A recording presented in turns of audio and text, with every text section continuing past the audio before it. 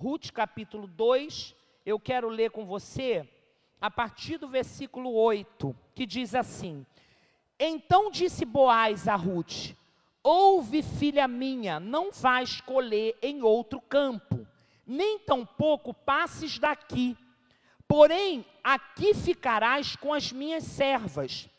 Estarás atenta ao campo que cegarem, e irás após elas. Não dei ordem aos servos que não te toquem. Quando tiveres sede, vai às vasilhas e bebe do que os servos tiraram.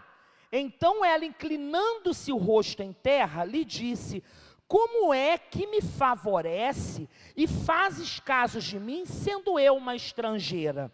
Respondeu Boaz e lhe disse: Bem me contaram tudo quanto fizestes à tua sogra, depois da morte de teu marido, e como deixaste ao teu pai e à tua mãe, e a terra onde nasceste, vieste para um povo que dantes não conhecias. O Senhor retribua o teu feito, e seja cumprida a tua recompensa do Senhor, Deus de Israel, sob cuja as asas vieste buscar refúgio. Quem não conhece a história de Ruth, mas eu não quero dar ênfase hoje à história de Ruth, irmão Cristiano, falando da fidelidade dela com Noemi, da morte de Elimeleque lá em Moabe, quando ela toma uma decisão de ir acompanhar Noemi, e ela fala aquele versículo, um dos versículos de mais impacto de fidelidade e compromisso, quando Ruth olha para Noemi e diz: Não me iste para que te deixe, se outra coisa além da morte me separar de ti, o teu povo é o meu povo, aonde pousares você eu vou pousar contigo, o teu Deus é o meu Deus, que seja a morte outra coisa que me separe de ti. Não, eu não vou pregar para conferência de mulheres, tema de Ruth, de fidelidade, bondade, não. Eu vou estar falando para você de uma jovem moabita, que até então ouviu falar de Deus a partir da família de Noemi. E a Bíblia nos relata aqui no capítulo 2, uma história terrível, mas uma história, Jéssica, perfeita na ótica de Deus. E eu quero falar com você que está desanimado, porque no meio do processo não conseguiu entender isso. Isso é comum, isso pode acontecer comigo e com você. No meio do processo, Ruth, a Bíblia não diz, e seria uma heresia eu tentar implantar aqui uma fala que não existe. Mas, penso eu, ao preparar essa palavra, que Ruth, no capítulo 2, os versos do 1 ao 7, porque nós lemos do verso 8, eu não vou ler para a gente ganhar tempo. Ruth estava numa situação terrível. Que situação é essa que eu e você que conhecemos a palavra sabemos? Ela estava catando xepa, as espigas, estava respigando, catando lá o que caía do tempo da colheita, dentro de um ambiente que nem era a casa dela, nem era o país dela.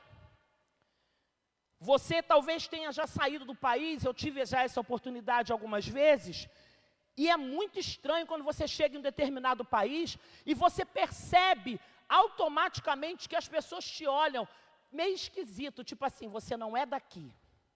Ah, você é do Brasil, né? Ai, que tristeza, gente. Sim, eu sou de lá. Porque a gente tem fama. Gente, aqui não tem só coisa ruim, não. Eu amo o meu país. Tem gente boa, tem liberdade de expressão, tem culto todo dia. Pode, se eu quiser agora, ir na praça, e seria bom, qualquer sexta-feira, vamos fazer isso. Parar e sair geral, fechar aqui, ir lá para a praça e terminar o culto lá. Quem topa, diga glória! Eita povo bom! Mas você sabia que lá, Machado, não pode ser feito isso? Irmão, não pode, tem que ter hora, sempre tem um elemento. E quando chega e fala, essas igrejas do Brasil, isso 19h30, eles já estão reclamando do barulho. Tem que ter um ofício de autorização de funcionamento dos cultos. Ou seja, além de Ruth sair, pastora Jaqueline, de Moabe, ser uma despatriada, ela não foi para Belém por cima da carne seca. ela foi para Belém mendigar praticamente o pão. Ela foi cumprir e viver um propósito, e quando chega lá, pensa assim, não, o ser humano é cara de pau, fica rico para tu ver se todo mundo que te odeia não vai te amar. Troca de carro. Eu botei, o Douglas comprou com a Yara um Gol, que a gente foi para Petrópolis ontem para o culto lá, e o Douglas, o dono do carro, cara, não soube explicar o botão, e ele falou assim, aperta, como é o nome do negócio que ele falou? Aperta o disjuntor. Eu falei, meu, o carro tem disjuntor, que peste de carro é essa? Mas era o botão, Júnior e Tarita, do gás. E ele ensinou errado, irmão. Patrícia dirigindo o carro, e eu dizendo, Senhor, leve esse carro, irmão. O Rodrigo, com o restante da equipe, já tinha chegado lá em Petrópolis, Gabriel, e a gente no meio da serra, e a Patrícia, o disjuntor não estava funcionando. E eu apelidei o carro do Douglas de Fuscão Preto, porque o carro é bonito, o Gol top. Gol, um carro bom. Por que eu estou falando isso? Mas, querido, quem não queria estar andando num Volvo, numa Audi? Então, irmãos, a Patrícia, cadê a Patrícia?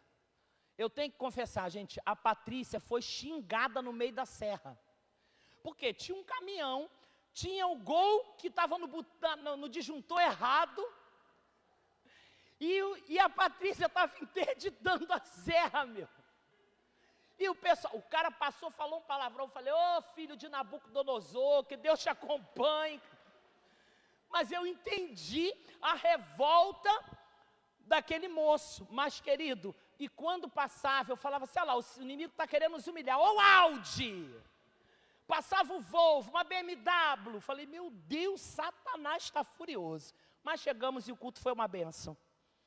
Mas por quê? Porque mesmo que você não seja de um lugar, mas se você chega com roupa de marca, se você para aqui na porta da igreja com um carrão, aqui o povo é meio vacinado contra isso.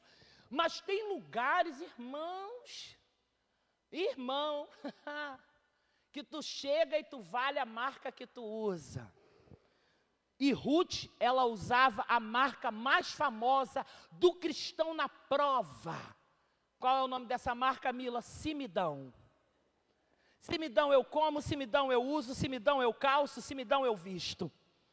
E por isso Ruth já chega no ambiente sofrendo, dentro do próprio emocional dela, uma dificuldade de entender o que ela estava vivendo. Mas qual o tema da pregação? Sempre há um plano perfeito de Deus, mas na ótica dele. Douglas está aqui, te queimei, Douglas.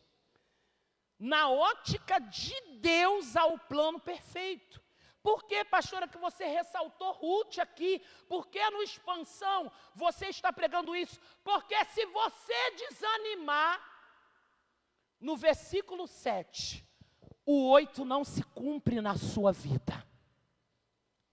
Estamos falando que no processo que nós estamos caminhando, para sermos um instrumento usado por Deus, escute isso, você pode passar por adversidades e Deus vai permitir muitas vezes que isso aconteça na sua história, porque Deus permite. E eu fico imaginando Ruth lá catando e dizendo, o que eu fiz da minha vida? Uma jovem bonita que chamou a atenção de Boaz, catando lá as espigas, como se ela fosse no final da feira de Imbariê, na xepa. Quem já fez xepa que eu já fiz, irmão, você pega o lote da banana, mas tem que cortar metade dela, mas está valendo, é o que tem. Você compra uma dúzia de laranja, meia dúzia está podre, mas é R$1.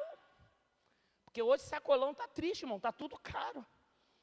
E Ruth estava nessa situação.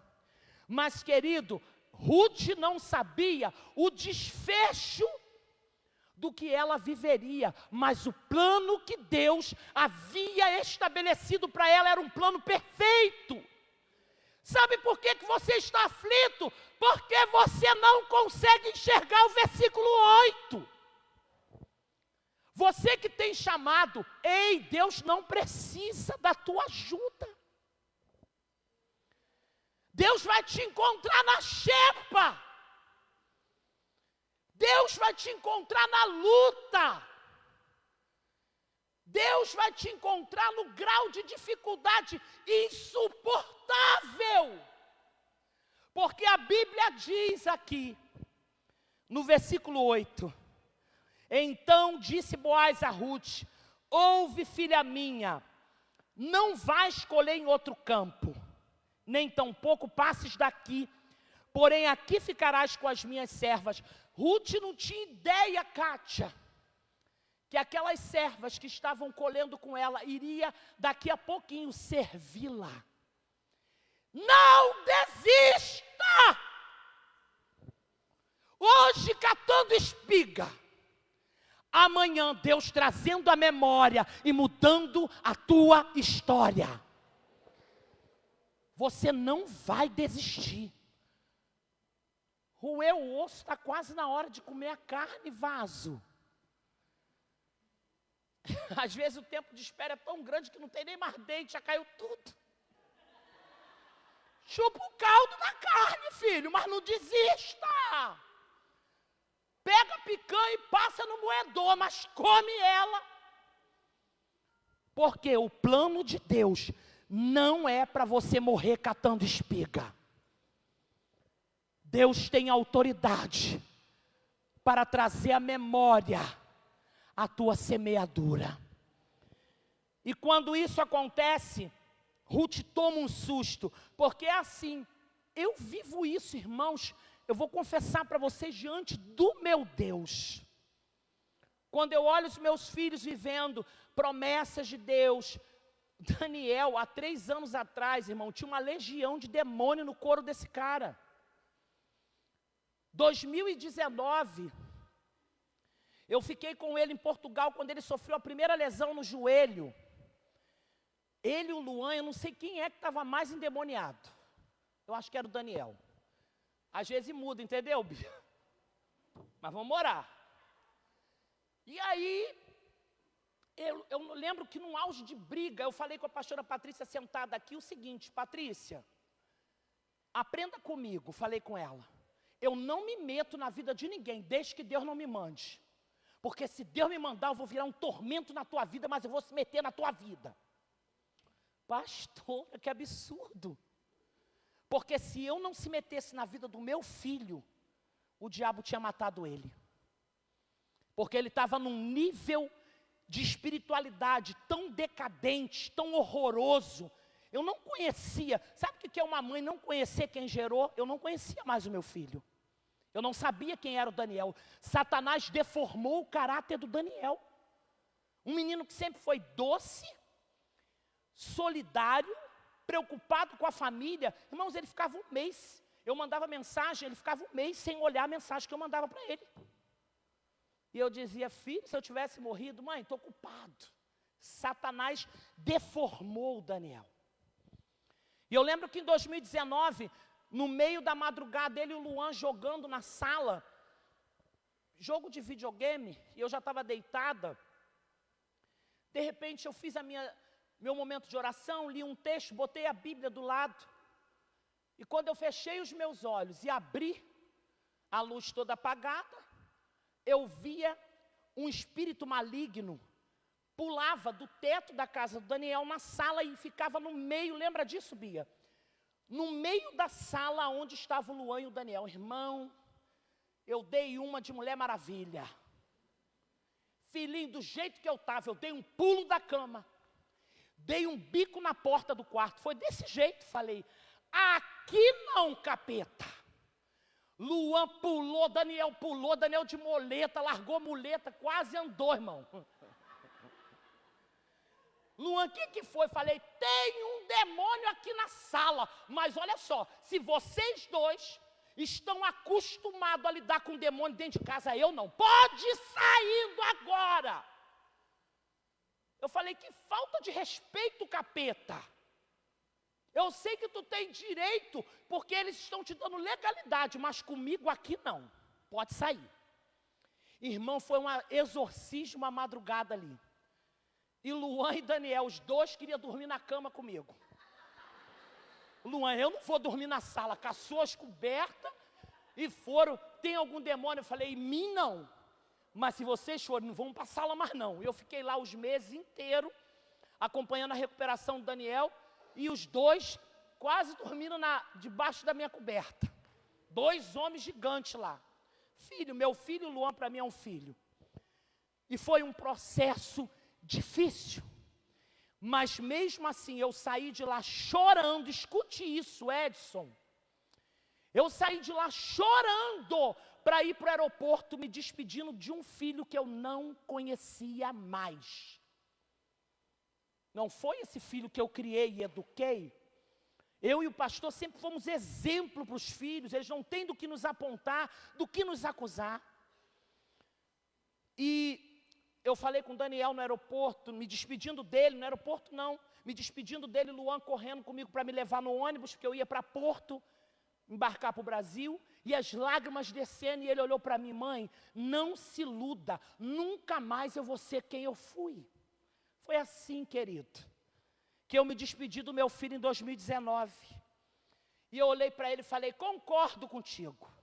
Ele, está vendo, até você. Falei, pois é, porque Deus te fará ser melhor do que você já foi. E por que eu estou dizendo isso? Porque eu semeei, filho. Quem lança semente, como diz lá em Eclesiastes capítulo 11, lança o teu pão sobre as águas, reparte com 7, com 8, com 9. Aquele que espera o vento cessar nunca cegará, porque tu não sabe qual vai prosperar, se esse ou se aquele ou se ambos juntamente prosperarão. Você tem que ter noção da semente que tu está semeando, crente. Tu acha que tu está pagando esse preço? Enfrentando a guerra que tu enfrenta, e Deus é um bobão que não está percebendo. Verso 10, então ela, inclinando-se rosto em terra, disse, como é que me favorece e faz caso de mim? Porque aquela já estava há tempo catando espiga. A expectativa de Ruth já não era uma expectativa, ela quer saber, porque o pacto que ela fez com Noemi, com Deus de Noemi, pastor Alexson, foi o seguinte, aonde quer que tu morreres, ela foi disposta a morrer, porque não havia expectativa. Sabe o que te abate? A falta de expectativa no Deus que te fez a promessa. E diz a palavra do Senhor, que ele respondeu para ela, bem me contaram tudo quanto fizeste a tua sogra. Versículo 12, o Senhor retribua o teu feito, e seja cumprida a tua recompensa do Senhor, Deus de Israel, sob cujas asas vieste buscar refúgio. Impossível, Vivi, impossível, Aline, impossível, Simone, que papo lindo que eu tive com a Simone aqui antes do culto. Impossível, Satanás, apagar da memória de Deus a tua semente. Ah, mas eu sou uma tralha hoje. Ah, mas eu pequei hoje. Ah, mas eu fiz isso. Não interessa, irmão, pode parar. Deus não descarta ninguém, não. O Senhor está dizendo para você, recabita, que cansou da luta, eu te coloco de pé, eu te tomo pela tua mão direita e te digo assim, não temas porque eu estou contigo. Porque Deus tem memória. Segundo personagem, solta para mim aí, Gênesis capítulo 37. Gênesis 37, a partir do verso 5. Gênesis 37, 5. Certa vez, José teve um sonho. E quando contou aos seus irmãos, eles passaram a odiá-lo ainda mais. Ouçam o sonho que tive, disse-lhes. Pode ir. Estávamos amarrando feixes de trigo no campo, quando o meu feixe se levantou e ficou em pé, e os seus feixes se ajuntaram ao redor do meu, e se curvaram diante dele. Seus irmãos lhe disseram, então você vai reinar sobre nós? Quer dizer que você vai nos governar? e o odiaram ainda mais por causa do sonho e do que tinha dito. Depois teve outro sonho e contou aos seus irmãos. Tive um outro sonho e desta vez o sol, a lua e 11 estrelas se curvavam diante de mim. Quando o contou ao pai e aos irmãos, o pai o repreendeu e lhe disse: que sonho foi esse que você teve? Será que eu, sua mãe, seus irmãos, viremos a nos curvar até o chão diante de você? Ai, assim seus irmãos tiveram ciúmes dele. O pai, entanto, refletia naquilo, só até aqui. Quem não conhece a história de José, falamos de Ruth, de um plano perfeito que parecia mais um pesadelo. Estamos falando de um cara, um jovem, alegre, que tinha uma túnica colorida, que era amado de Raquel, amado de seu pai. Um menino bom, que não fazia mal. E Deus, gente, escuta isso aqui, liderança dessa igreja. Liderança dessa igreja, preste atenção no que eu vou falar agora nesse segundo tópico, que é importante para vocês. Porque Deus falou comigo, eu estou compartilhando com vocês. Escute isso. Quem deu o sonho para José? Quem deu? Fala forte, quem deu? Irmão, se é um sonho ou um pesadelo? Quantas vezes Deus levanta profeta? Vou levantar, vou te exaltar, vou te enviar, irmão. Olha, se eu soubesse, nesses 24 anos de ministério pastoral, aos meus saudosos 21 anos de idade, eu estou com 47, nesses meus saudosos, quando eu conheci o Brum, o Coca, a Silvânio, Paulo Boca, Zé Carlos, uma coisa de louco. E Deus falando, vou eu te levantar, te colocar à frente de uma obra, irmão, eu chorava de emoção. Irmão, depois de 24 anos eu falo, Senhor, tu me enganou. Porque se eu acordo amanhã e descubro que eu vou ter que passar tudo o que eu passei de novo, eu falo, eu quero morrer.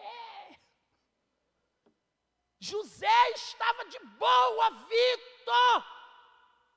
Deus dá o sonho para José, plano perfeito. Vai todo mundo te honrar, José, mas não contou as entrelinhas, aqueles contratos desgramados, que a gente com pressa não lê, e tem aquelas letras que a gente tem que usar lupa. Eu então não estou enxergando muita coisa mais.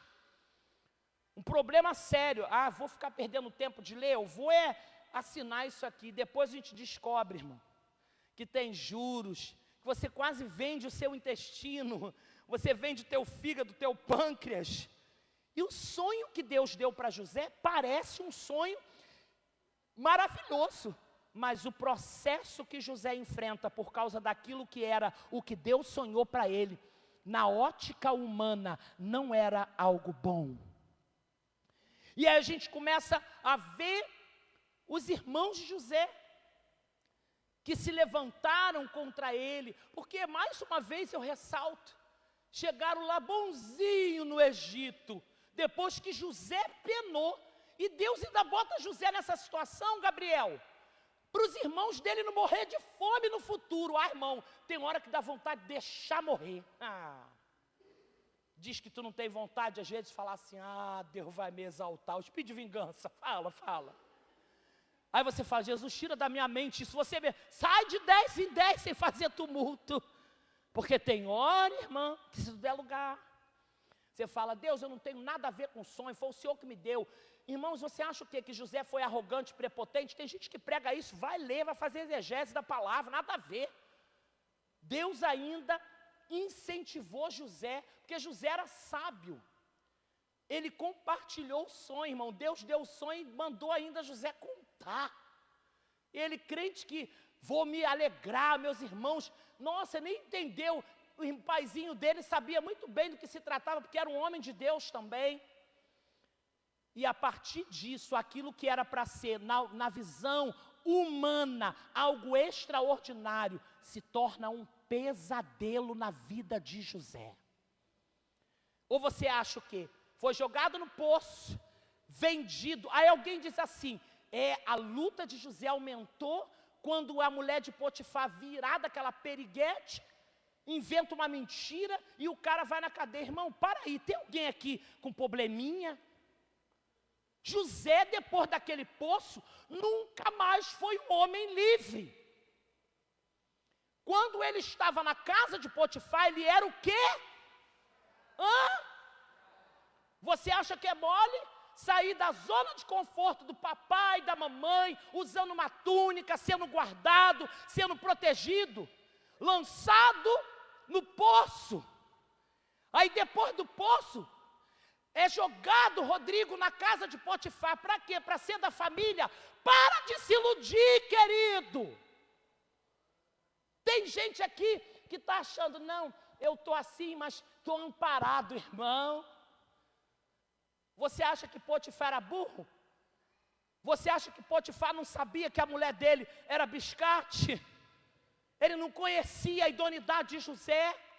Mas o plano perfeito de Deus na ótica fez com que José injustamente fosse lançado como prisioneiro, de escravo. Ao invés de dar uma melhoradinha, caiu de patente, foi jogado na cadeia. Mas agora veio a reviravolta na vida de José. O que é que levou José para a cadeia, Alisson? O sonho. Para o poço, o sonho. Sim ou não, gente? O que tirou José da cadeia? Você está entendendo que eu e você não conseguimos entender o que Deus está fazendo, mas há um plano perfeito.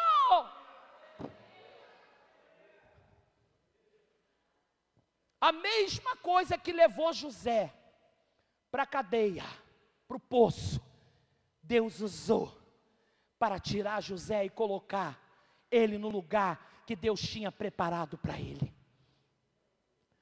Tem gente achando que por causa do sonho de Deus você está se dando mal. Duvido. O plano de Deus é perfeito. A ótica de Deus é maravilhosa. Eu não sei. José pode ter sofrido. A Bíblia diz no capítulo 37, 38, 39 de Gênesis. E Deus estava com José. E Deus estava com José no poço. Deus estava com José. Quando José foi vendido, Deus estava com José. Quando José foi escravo, Deus estava com José. Quando José foi jogado na prisão, Deus estava com José. Ei, a prisão, o poço, a injustiça, não tira de perto de você a presença de Deus. Você vai chegar ao destino que Deus preparou para você e acabou. Poxa, Deus vai ter que ir aí dar um tapa na sua cara. Deus vai ter que ir aí puxar o teu cabelo, puxar a tua barba, o teu bigode. Eu vou ter que pegar uma vara e o cajado e bater na sua cabeça? Qual parte você não está entendendo que poço, cadeia, injustiça não limita o plano perfeito de Deus? Qual é a parte? Deus está movimentando um negócio aí forte na tua vida. A mesma coisa que te levou para a cadeia, vai te tirar de lá. Porque está tudo sobre o controle de Deus. Você crê nisso, querido? Gênesis capítulo 20, último ponto. Gênesis capítulo 20, verso 1. Coloca aí para mim, dona Valquíria. Abraão partiu dali para a região do Neguebe, foi viver entre Cádiz e Sur. Depois morou algum tempo em Gerar. Ele dizia que Sara, sua mulher, era sua irmã. Então, Abimeleque, rei de Gerar, mandou buscar Sara e tomou-a para si. Certa noite, Deus veio a Abimeleque num sonho e disse: você morrerá. A mulher que você tomou é casada. Mas Abimeleque, que ainda não havia tocado nela, disse: Senhor, destruirias um povo inocente? Não, foi ele que me disse, ela é minha irmã, e ela também não disse. O que fiz foi de coração puro e de mãos limpas. Então Deus lhe respondeu no sonho: sim, eu sei que você fez isso de coração puro. Eu mesmo impedi que você pecasse contra mim, e por isso não lhe permiti tocá-la. Agora, devolva a mulher ao marido dela. Ele é profeta e orará em seu favor, para que você não morra. Deixa eu trocar aqui de microfone. Para que você não morra. Mas, se não a devolver, esteja certo de que você e todos os seus morrerão. Na manhã seguinte, Abimeleque convocou todos os seus conselheiros e quando lhes contou tudo o que acontecera, tiveram muito medo. Depois Abimeleque chamou Abraão e disse: o que fizeste conosco? Em que foi que pequei contra ti para que trouxesses tamanha culpa sobre mim e sobre o meu reino? O que me fizeste não se faz a ninguém. E perguntou Abimeleque a Abraão: o que te levou a fazer isso? Abraão respondeu: eu disse a mim mesmo, certamente ninguém teme a Deus neste lugar, e irão matar-me por causa da minha mulher.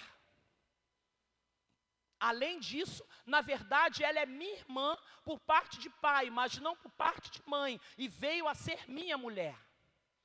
E quando Deus me fez sair errante da casa de meu pai, eu disse a ela, assim você me provará sua lealdade em qualquer lugar onde formos. Diga que sou seu irmão. Só até aqui.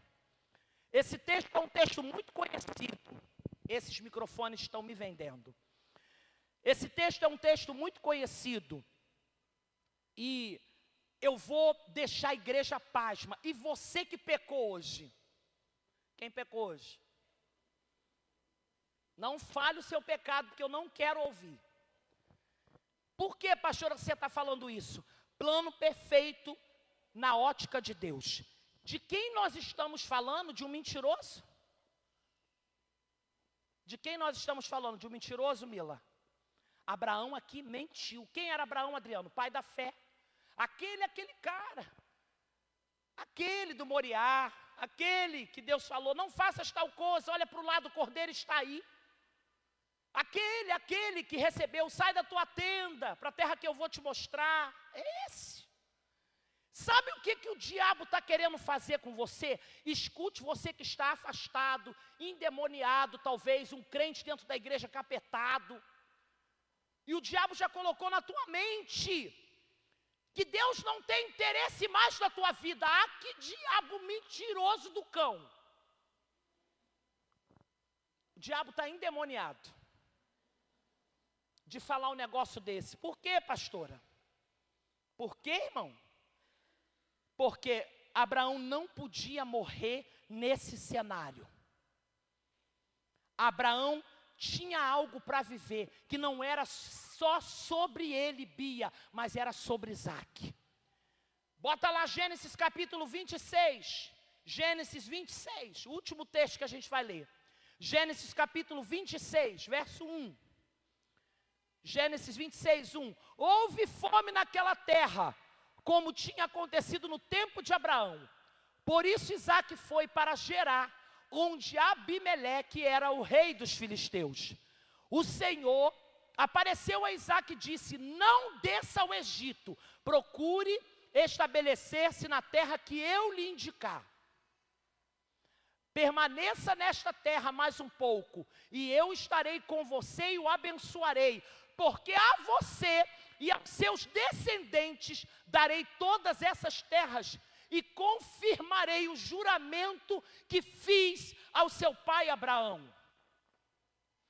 Tornarei seus descendentes tão numerosos como as estrelas do céu, e lhes darei todas essas terras, e por meio da sua descendência, todos os povos da terra serão abençoados, porque Abraão me obedeceu e guardou meus preceitos, meus mandamentos, meus decretos e minhas leis.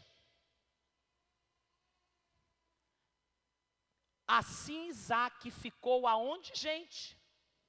Fala alto, aonde? Por que eu quero falar isso com você nessa noite? Para a gente encerrar essa palavra. Falamos de Ruth, falamos aqui de José, e eu quero encerrar essa palavra dando destaque e ativando você que entrou aqui, achando que o cenário que você está vivendo é o cenário da tua morte. Isso é mentira do diabo. Líderes dessa igreja que já estiveram desviados, já deram lugar para o diabo, já viajaram para São Paulo, já deram lugar para o inimigo, já foi curtir um baile, está em pé aí me olhando, eu sei do teu passado, garoto. E Cristiano está até comendo unha, está nervoso. Por que eu estou falando isso?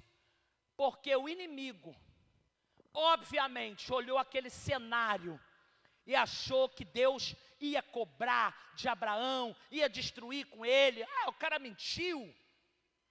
O cara fez e aconteceu. Irmãos, aquele cenário não podia ser o último cenário da vida de Abraão. Escute isso.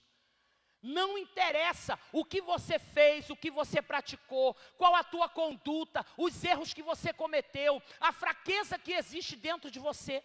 Não interessa. Deus tinha um propósito na vida de Isaac. Aí a gente lembra que Abraão passa por Gerar, Deus manda ele liberar uma palavra sobre o rei, e a Bíblia diz que aquela terra não produzia água. E diz a palavra do Senhor, que Abraão cava poços em Gerar. E aquele povo ali é abençoado por conta da conduta de Abraão, porque o cenário não ia determinar o fim de Abraão. E diz a palavra, Jéssica, não temos um tempo cronológico determinado, eu pesquisei isso muitas vezes aqui nesse texto. Não há um tempo cronológico citado, nem historicamente, nem teologicamente, quanto tempo do capítulo 20, Rodrigo, ao capítulo 26. Mas, querido, o cenário que o diabo achou que ia te matar, vai ser o cenário que Deus vai manifestar a glória dele na tua história. A Bíblia diz que Abraão cava poços, Abraão passa, morre, acaba a história dele. Mas Deus leva Isaac para o mesmo cenário. E Deus diz para a terra que eu vou te indicar, plano perfeito na ótica de Deus. Quando Isaac chega em Gerar, e eu encerro essa palavra, quando Isaac chega em Gerar, ele pega aquele cenário, aquele rei, aquele povo, alguns não sabiam. E ele olha os poços que Abraão havia cavado, Edson, entulhado. E diz a Bíblia que Deus começa a dar direção. Isaac chama os seus servos e começa a tirar os entulhos.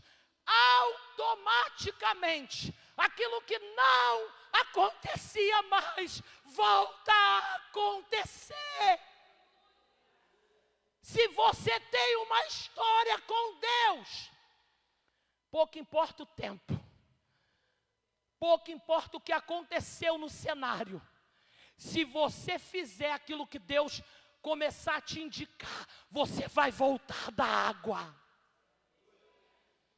Você vai voltar a ser um instrumento de Deus. E a Bíblia diz que ao desentulhar o primeiro poço, a água vem. Isaac continua desentulhando com seus servos. E diz a palavra que aquele povo ali, que sempre tem aquele que diz, vamos ver, fogo de palha, daqui a pouco para, cala a boca, fala com a minha mão, não enche minha paciência. Não perca tempo tentando convencer que não é sobre Gerar, não é sobre o rei, não é sobre o poço, era sobre Isaac. Tem gente que nunca vai entender a escolha de Deus. Por que Deus me escolheu? Sei lá. Por que Deus insiste na tua vida, Simone? Não sei. Por que Deus foi lá na boca de fumo? Não vou nem falar porque eu conheço os ex-maconheiros daqui. E foi na boca e te escolheu. E tem gente que cheirava também. Falo logo mesmo. Depois me dá um dinheiro que eu falo quem é. Porque aquele que era adúltero, fornicário, mentiroso, 7-1, periguete, não era nem gospel, era guete mesmo, descia até o chão, bebia uma rama, Aí alguém que não sabe do plano perfeito de Deus diz, vai morrer, e Deus fala, vai cavar poço em Gerar, vai dar muita água ainda.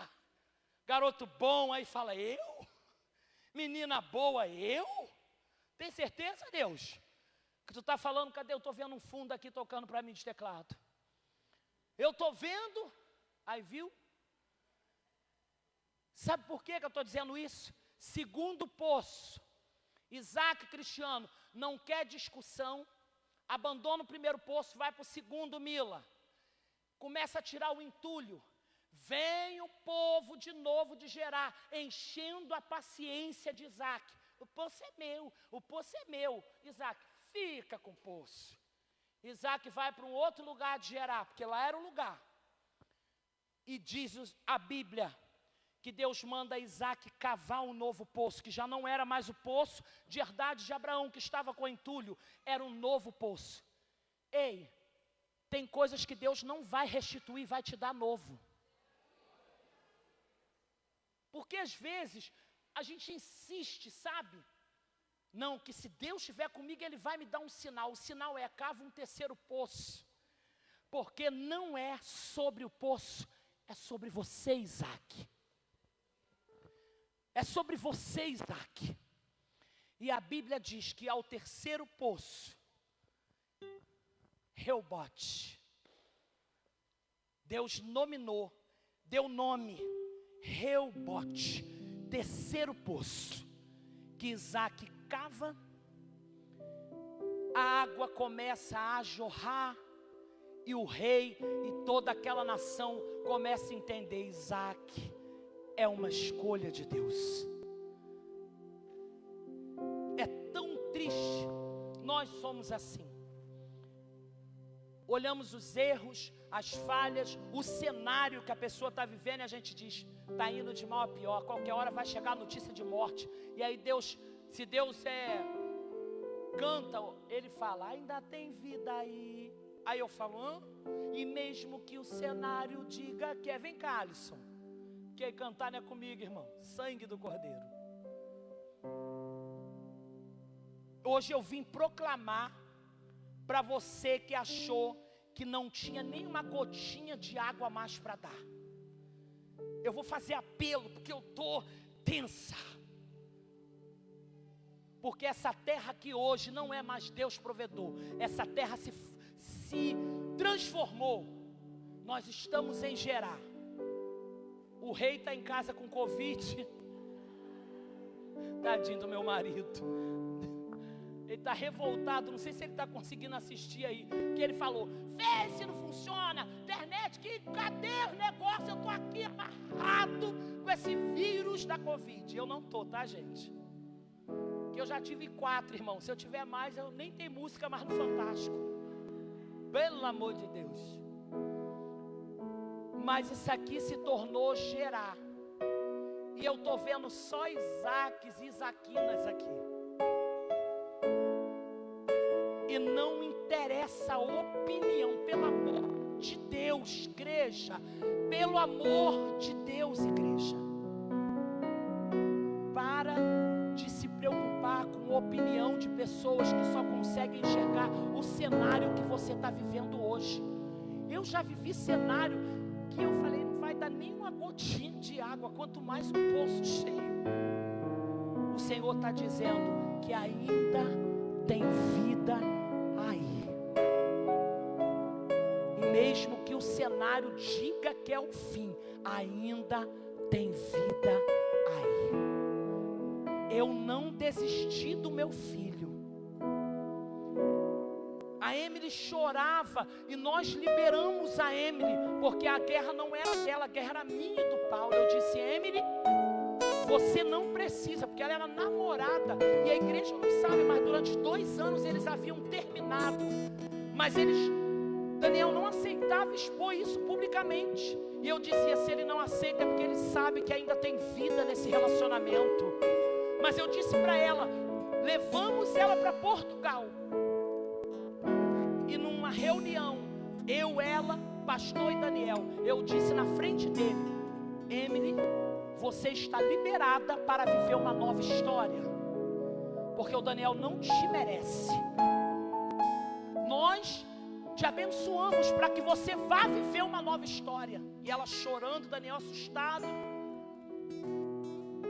E nós dissemos para ela: se você casar com uma outra pessoa e nos permitir, os teus filhos com outra pessoa serão nossos netos, porque nós amamos você. Sabe o que eu ouvi da boca dessa guria mais bonita danada, né? Imagine meu neto: ô Senhor, derrama sobre mim essa glória. Ela olhou para mim, para o pastor e para o Daniel chorando. Por isso que Deus vai honrar. Ganhou um carrão mesmo, Daniel deu um carrão para ela, lindo. E vai, falei isso aí, fui andando com ela, aquela tampinha, a polícia querendo parar, pensando que era criança. E eu disse para ela: louvado seja o Senhor. Entrei no carro dizendo: louvado seja o Senhor, porque você entendeu que aquele cenário não era o teu fim.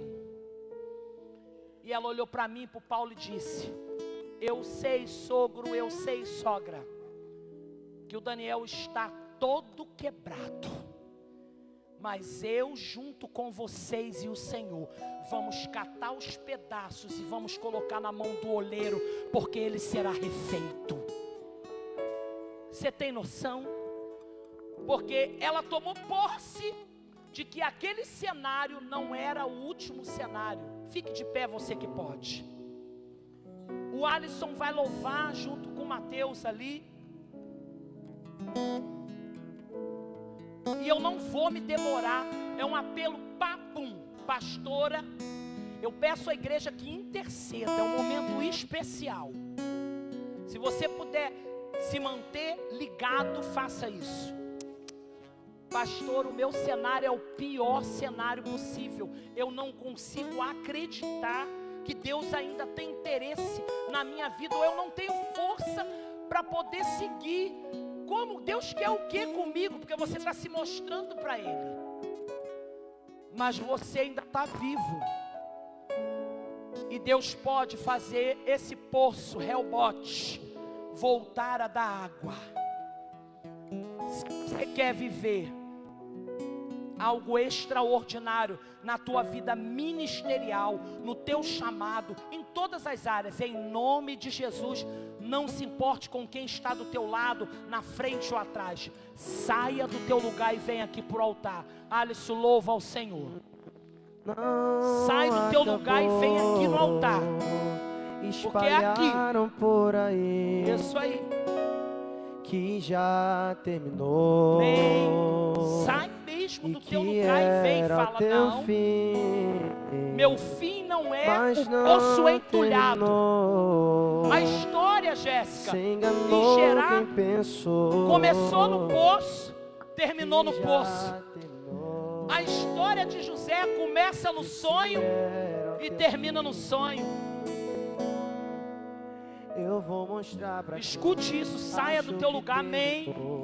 Eu peço os conselheiros ligados com Deus, que cada um, não quero ver ninguém aqui sozinho, abrace essa pessoa, envolva ela em oração. Todos que estão aqui na frente, um para cada pessoa, abrace essa pessoa, faça ela se sentir acolhida. Eu quero um para cada pessoa aqui na frente, ó. 1, 2, 3, 4, falta 4 conselheiros aqui, ó. Tem mais 2 aqui, ó. Líderes, abrace essas pessoas, porque eu acredito, Adriano, que essas pessoas vão dar água, porque não é sobre Gerar, não é sobre ninguém, é sobre elas.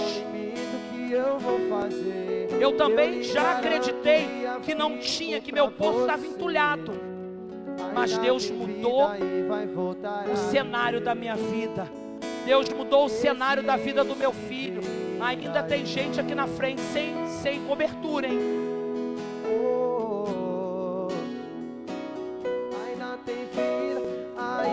Ó, tem 1, 2, 3 aqui sem cobertura. Cadê os conselheiros? Deixa pensar que vai ficar. Líderes que estão aí, ó, tem pessoas aqui sem cobertura.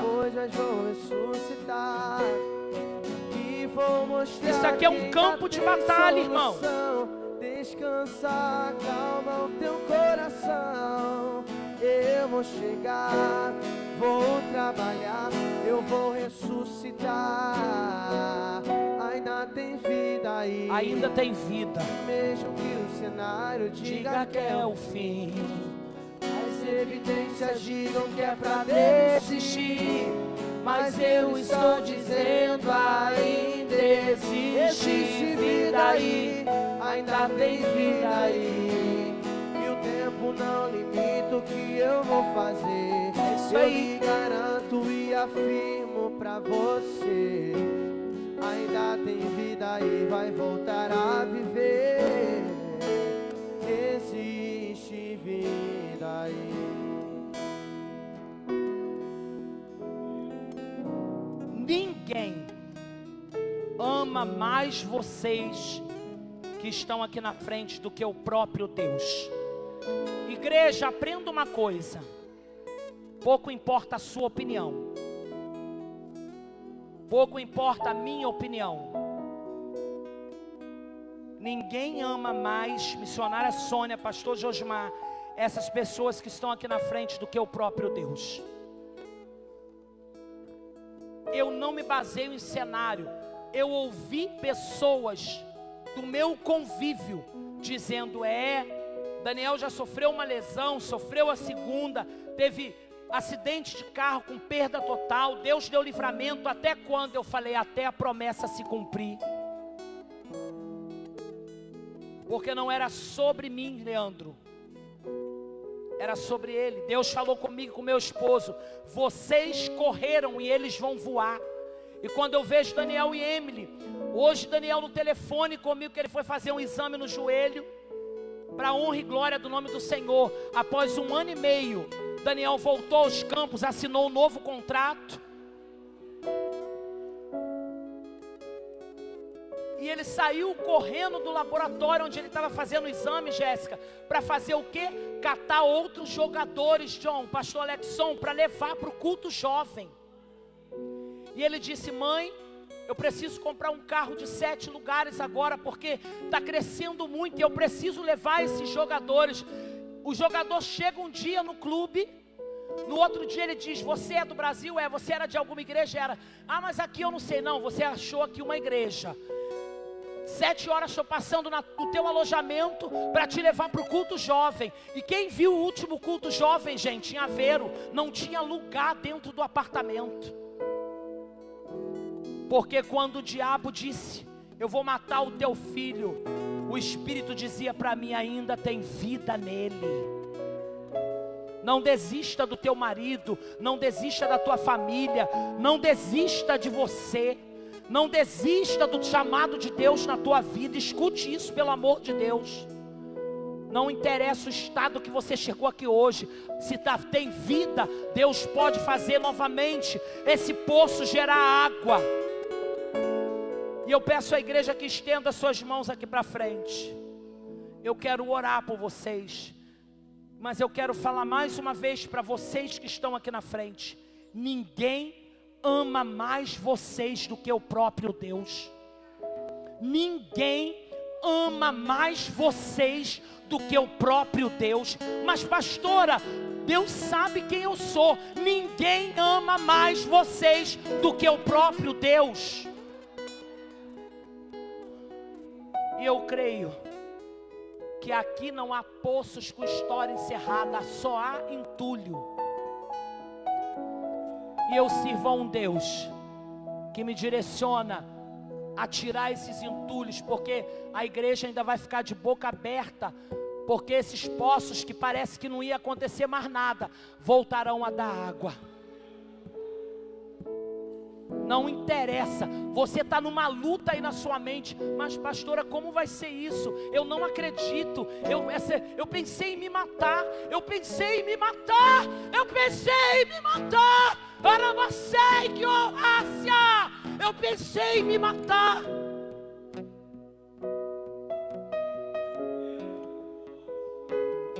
Mas o Senhor não vai deixar isso acontecer, porque ainda tem vida aí.